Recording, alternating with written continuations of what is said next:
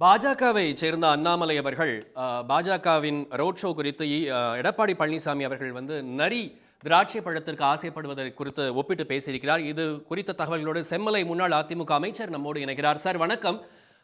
பாஜகவுடைய அந்த ரோட் ஷோவை குறித்து அண்ணாமலை அவர்கள் எடப்பாடி பழனிசாமி அவர்களை நரியோடு ஒப்பிட்டு பேசியிருக்கிறார். நீங்க இதை எப்படி பாக்குறீங்க சார்? என்ன விமர்சனம் நீங்க முன்வைக்கிறீங்க? அதாவது திரு அண்ணாமலை அவர்கள் எங்களுடைய பொதுச் செயலாளரை நரியோடு ஒப்பிட்டு சீச்சி இந்த பழம் புளிக்கும் என்று ஒரு நரி ஓடியதைப் போல எங்களை அதோடு ஒப்பிட்டு சொல்லுகிறார்.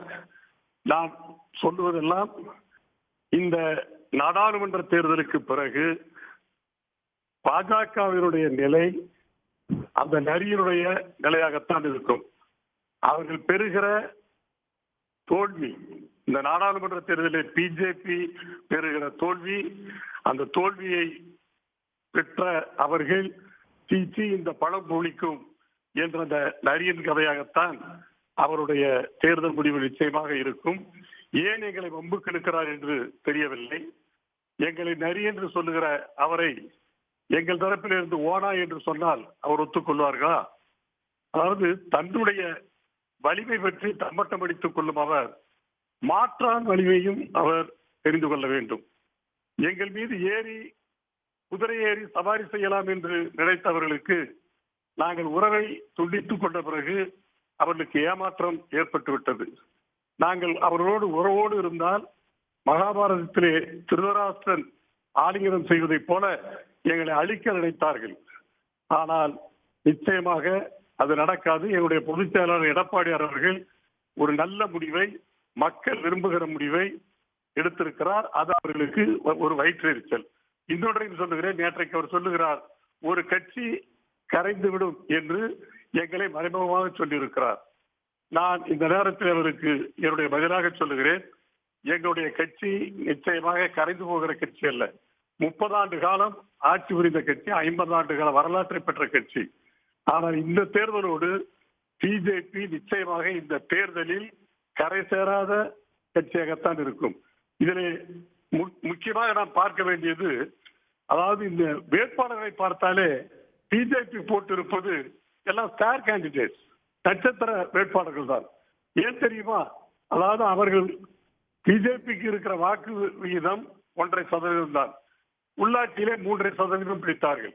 எனவே தனி நபரை வைத்து ஏதாவது வாக்கு சதவீதத்தை உயர்த்தலாமா என்ற நினைப்போடுதான் தமிழிசை போன்றவர்கள், அண்ணாமலை போன்றவர்கள், முருகன் போன்றவர்கள், அதே போல சீனிவாசன் போன்றவர்கள் இப்படி ஸ்டார் கேண்டிடேட்டாக போட்டிருப்பதிலிருந்து அவர்களுக்கு இங்கு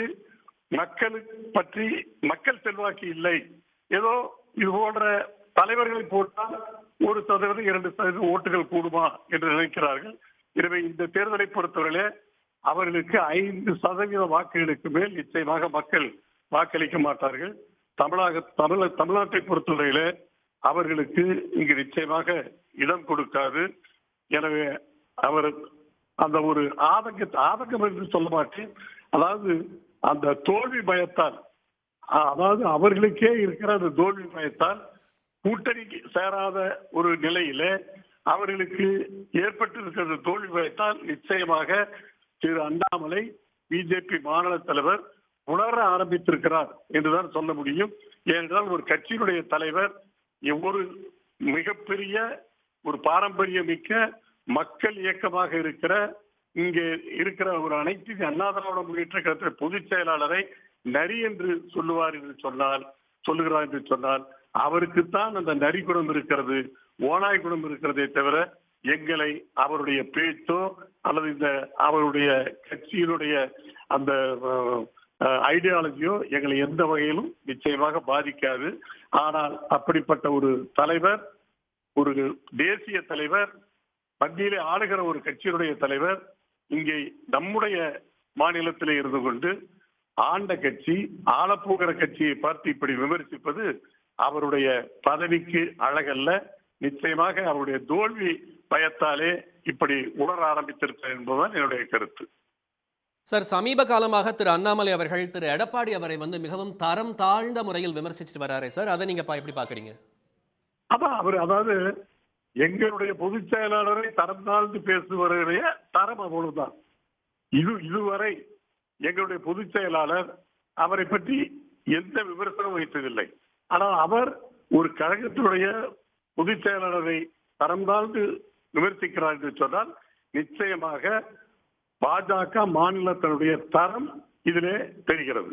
அவ்வளவுதான் அவருடைய தரம். இணைப்பில் வந்து உங்க கருத்துக்களை பகிர்ந்தமைக்கு நன்றி செம்மலை சார். உடனுக்குடன் செய்திகளை தெரிந்து கொள்ள சன் நியூஸ் பெல் ஐகானை கிளிக் பண்ணுங்க.